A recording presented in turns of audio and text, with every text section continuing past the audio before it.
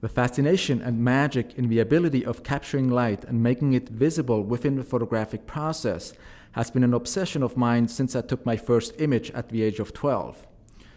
A few years back, when Polaroid went bankrupt, the film I was using for years was not available anymore. I started using 20 by 24 inch orthochromatic film, but within a year, this material was discontinued. So I put out a call over the internet for some expired film, big format film, anything.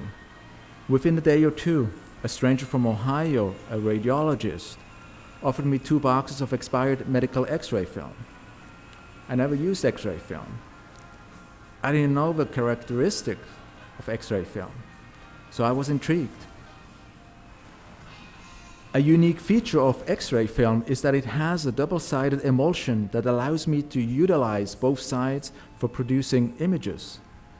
Pinned to the wall, the film is exposed at all times in my studio without the use of any apparatus or lens to gather the light, creating an instant latent image.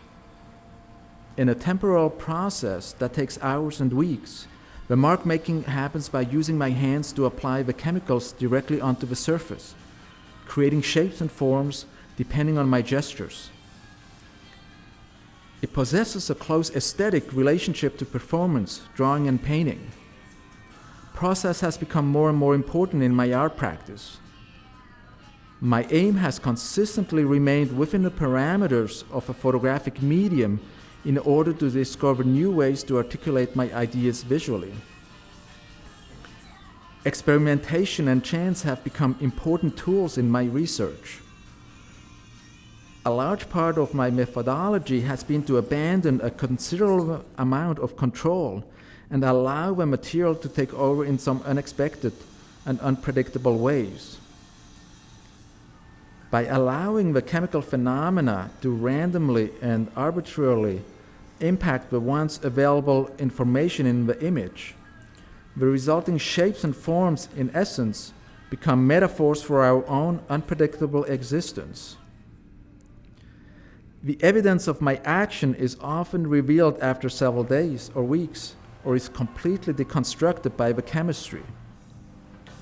The X-ray film becomes a revelatory tool, exposing hidden appearances, almost like a forensic expert unearthing concealed truths under the layers.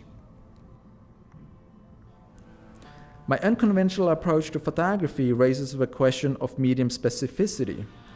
As photography has been closely identified to the apparatus and to its ability to reproduce multiple images, the questions and limitations as defined in the past have given way to new explorations of alternative fields of study.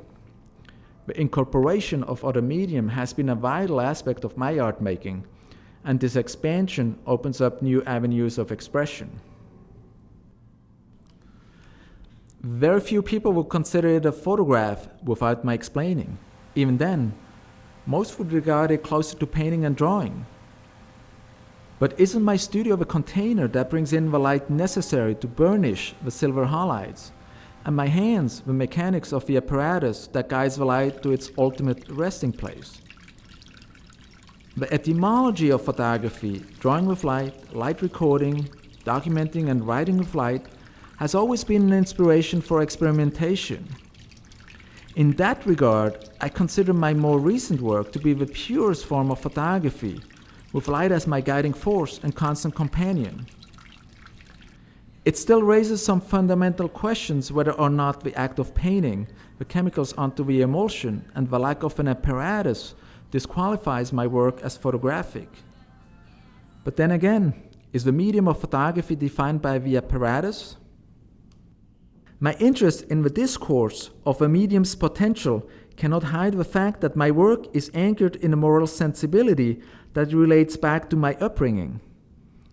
I spent the first 18 years of my life on a prison compound where my father was the warden, and where daily interactions with convicts were common. These visual and real-life experiences nurtured a sense of empathy in me for the human condition that has been a guiding force in my life as well as in my work.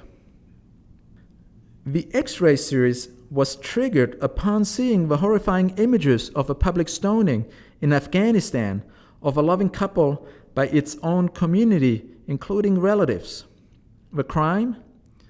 Being in love, but without the approval of the parents. These works continue an ongoing exploration of a connection of faith, geography, and politics in the direction of justice. In our oversaturated world of imagery and instant news, it is crucial to emphasize and sustain some of these images in our consciousness. If we lose our sense of empathy, we lose our humanity. Photography, and for that matter all art, is a way to express and keep the memories alive.